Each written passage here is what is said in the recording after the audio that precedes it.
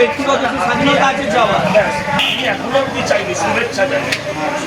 আর আপনি বলেছেন সামনেবার আপনি আমার সিপিএম এর প্রার্থী হিসেবে তিনটে দল বললে একটা দল বাদ যাবে। মমতা দিয়ে তো সিপিএমটাও কমপ্লিট হয়ে গেছে। মমতা গত কয়েকদিন আগে ডেরেক ওব্রায়েন, সীতারাম ইয়েচুরি একসাথে হেঁটেছেন। তার আগে আইএনডিআই জোটে করা যায়। বলতে ঝগড়ার ব্যাপার নেই। যা যা দরকার বাংলায় মানে কি হয়েছে? হয়নি, বাংলা ইন্ডিয়াতে কি হয়েছে উনি বললেন না, ইন্ডিয়াতে বাঁচানো। আপনাদের তো একটা দুটো জিনিস ইস্যু, এগুলো নিয়ে আপনারা করুন। আমাদের কাছে হাজার ইস্যু আছে, আপনি করুন। আপনার কাছে সন্দেশ খালি যেমন আছে, আমাদের কাছে উন্নাও হাতরাস আছে। আপনার অনেক মণিপুরের মেয়েরা নামলা উঠছে, তখন আপনার মোদিকে যাচ্ছে না, আপনি কেন যাচ্ছে?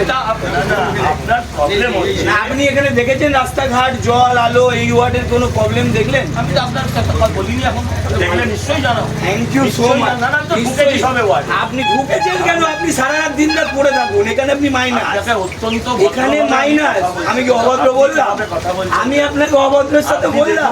আমি অত্যন্ত ভদ্রভাবে বলছি, আপনি একজন কাউন্সিলর তো। আরে আমিও কাউন্সিলর।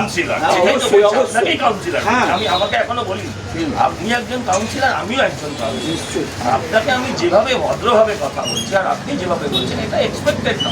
আপনি বয়সেও নিশ্চিত থাকুন, আরে আপনি হারবেন। হ্যাঁ, 4 জুন আপনি হারবেন। আপনি আমি হারবো। ভারত মাতা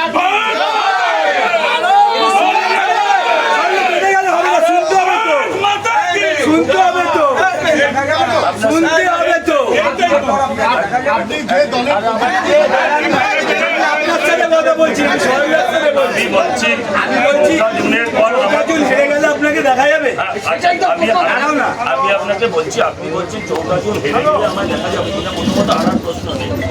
দাঁড়ান না, দ্বিতীয়ত বলছি ইভিএম মেশিনে কারুকার্য করে জিতলে হারবেন না। জেতার পরেও আপনার প্রার্থী, যদি আপনার প্রার্থী ভুল করেও জেতে, তাহলে তাকে জেতার পরেও দেখা যাবে। কে বলেছে? হেরে গেছিল বাঁকুড়াতে, 24 মাটি কামড়ে 3 বছর হেরে গিয়ে যে প্রার্থী পড়ে থাকে, এমপি সিটে তুলে পড়েছিল। ভাবতে হবে না এমপি সিটের জন্যই পড়ে থাকুক না। আমার কথা শুনুন না, আপনি বললেন আমি শুনলাম তো, আপনি বললেন আমি শুনলাম তো। কালকে একটা ভাইরাল হচ্ছে টিভিতে, আপনি আপনি আমার ব্যাকগ্রাউন্ডটা জেনে নিন না। আপনার ব্যাকগ্রাউন্ড যেমন আমি জানি, আমার ব্যাকগ্রাউন্ড জানি না, ভাইরাল হওয়ার দরকার নেই। আমার নামে চলে, আপনাকে ব্যাকগ্রাউন্ড আমি জানি না। আপনাকে পাঠিয়েছে তাকে জিজ্ঞেস কেউ করবেন। পাঠায়নি আমার। আর আপনাকে যে পাঠিয়েছে কেউ পাঠায়নি। আপনি মমতাকে জিজ্ঞাসা করুন, মমতা আপনি তাপস রায়কে, যার আপনি চেলুয়া তাকে জিজ্ঞেস করবেন। আপনি তাপস রায় যার নামে জিন্দাবাদ চেলু আছে, তাহলে তার অব্দি আপনিও ছিলেন। তাপস রায়কে কি আমার কথা বলবেন?